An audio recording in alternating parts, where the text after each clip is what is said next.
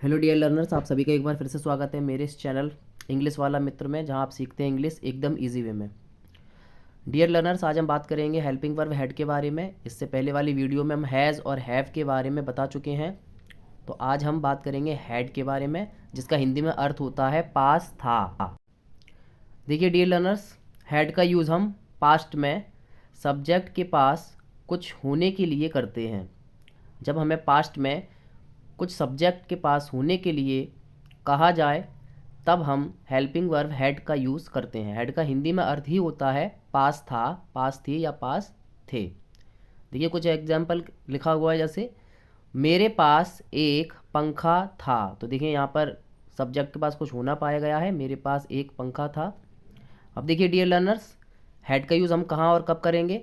तो हैड का यूज़ हम सिंगुलर सब्जेक्ट और प्लूरल सब्जेक्ट दोनों के साथ करते हैं।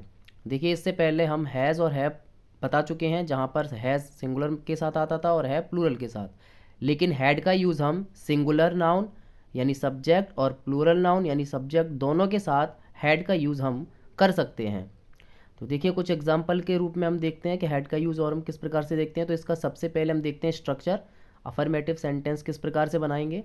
देखिए अफर्मेटिव सेंटेंस का स्ट्रक्चर क्या है। सकारात्मक वाक्य, सबसे पहले सब्जेक्ट लिखना है हमें, उसके बाद हमें हैड लगाना है और उसके बाद में ऑब्जेक्ट हमें लगाना है। ये हमारा अफर्मेटिव स्ट्रक्चर है, यानी सकारात्मक वाक्य अगर हमें बनाना है तो इस स्ट्रक्चर की मदद से हम सकारात्मक वाक्य को बना सकते हैं। अब देखिए डियर लर्नर्स, कुछ एग्जाम्पल के रूप में हम देख लेते हैं कि किस प्रकार से हम सकारात्मक वाक्यों यानी कि अफर्मेटिव स्ट्रक्चर को बना सकते हैं।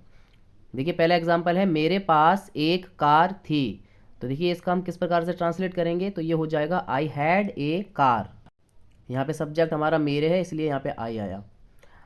अब देखिए डियर लर्नर्स, दूसरा एग्जाम्पल देखते हैं, उसके पास फ़ोन था। तो इसका ट्रांसलेशन होगा ही हैड फ़ोन। उसका उसके के लिए हमने ही लगाया सब्जेक्ट के रूप में, उसके बाद में पास था, पास था के लिए हैड और फ़ोन को फ़ोन, तो बना ही हैड फ़ोन। अब देखिए डियर लर्नर्स, हम नेगेटिव सेंटेंस के बारे में बात कर लेते हैं। नेगेटिव यानी नकारात्मक वाक्य जिनमें नहीं का प्रयोग होता है। तो उसके लिए सबसे पहले स्ट्रक्चर यानी सब्जेक्ट हमें लगाना होगा, उसके बाद हमें हैड, उसके बाद में हमें नॉट लगाना होगा क्योंकि ये नेगेटिव सेंटेंस है, और उसके बाद में ऑब्जेक्ट हमें लगाना होगा। तो इस प्रकार से हम नेगेटिव सेंटेंस बना सकते हैं इस स्ट्रक्चर को फॉलो करके। चलिए कुछ एग्जांपल देखते हैं। उसके पास पतंग नहीं थी। देखिए इसमें नहीं शब्द आया है, इसलिए ये नेगेटिव सेंटेंस है।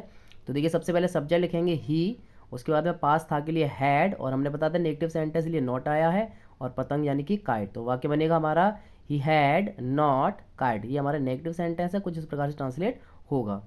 अब देखिए डियर लर्नर्स, यहाँ पे इंटरोगेटिव सेंटेंस की बात कर लेते हैं। तो इंटरोगेटिव सेंटेंस है, इंटरोगेटिव सेंटेंस यानी कि प्रश्नवाचक वाक्य। प्रश्नवाचक वाक्य वो वाक्य होते हैं जिनमें प्रश्न किया जाता है, क्या, क्यों, कब, कैसे, कहाँ इत्यादि।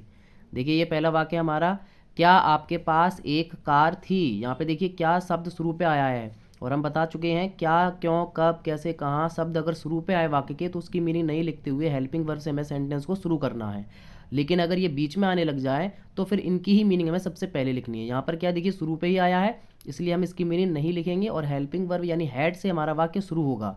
तो हमने लिखा पहले हैड, उसके बाद में देखिए सब्जेक्ट आएगा आपके यानी तुम यानी यू, उसके बाद में कार ऑब्जेक्ट है इसलिए ए कार, और पीछे प्रश्नवाचक का निशान। तो हमारा वाक्य ट्रांसलेट हो जाएगा हैड यू ए कार। यहाँ पे देखिए क्या शुरू पे आया था, इसलिए हमने क्या की मीनिंग नहीं लिखी। अगर यही शब्द बीच में आने लग जाता तो फिर हमें इसकी मीनिंग को सबसे पहले सेंटेंस में लिखना होता है। चलिए अब दूसरा एग्जाम्पल देखते हैं। दूसरा एग्जाम्पल किस प्रकार ट्रांसलेट होगा, आपके पास कार क्यों थी। अब देखिए डियर लर्नर्स, यहाँ पर क्यों शब्द बीच में आया है, और अभी अभी हमने बताया था कि जब ये शब्द बीच में आने लग जाते हैं, क्या, क्यों, कब, कैसे, कहाँ, कितना, कौन, तो इन शब्दों की मीनिंग फिर हमें सबसे पहले लिखनी होती है। तो देखिए इसका ट्रांसलेशन किस प्रकार से होगा, तो यहाँ पे क्यों शब्द बीच में आया है तो इसके लिए हमें सबसे पहले लिखना होगा वाई। क्यों को शब्द को इंग्लिश में वाई कहते हैं। देखिए डियर लर्नर्स, यहाँ पे लिख लेते हैं।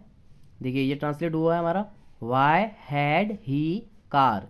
देखिए यहाँ पे क्यों शब्द को वाई कहते हैं, सबसे पहले हमने वाई लिखा जो कि हम बता चुके हैं, उसके बाद हेल्पिंग वर्ब यानी हैड, उसके बाद हमारा सब्जेक्ट आएगा उसके के लिए ही, और ऑब्जेक्ट हमारा कार। तो बना हमारा sentence why had he car.